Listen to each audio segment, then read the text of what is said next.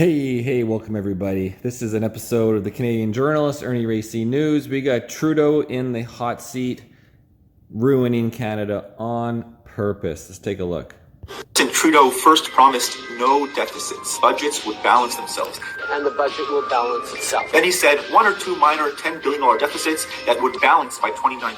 We will balance the budget in 2019. Let's look at the numbers. 2017, $18 billion deficit. 2018, $19 billion. 2019, $14 billion. 2020, $39.4 billion deficit. 2021, $314 billion. 2022, $90 billion. 2023, $35 billion. In 2024, $40 billion deficit projected.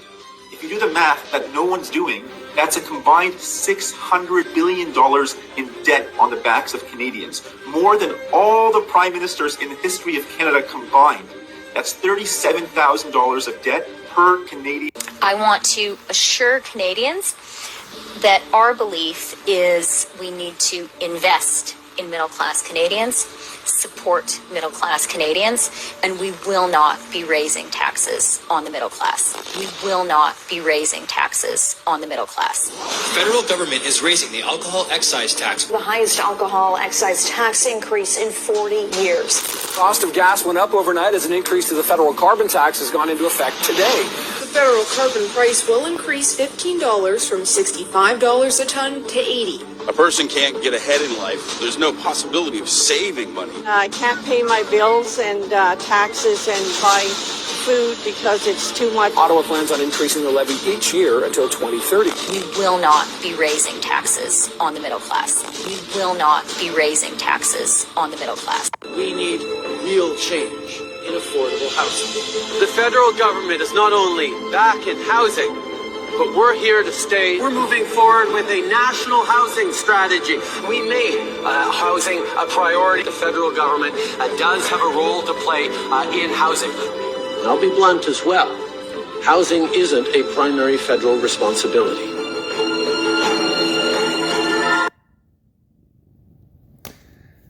Okay, guys, so a little compilation of Trudeau and Freeland, the enemies of Canada.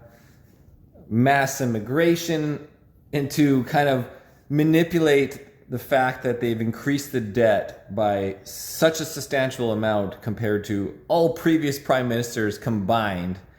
And the only thing that's keeping Canada afloat right now is the mass immigration bringing money to Canada, which of course is making it so there's a housing crisis even worse than the fact of creating mass inflation, mass prices. There's not enough homes to go around, even though we have the most land.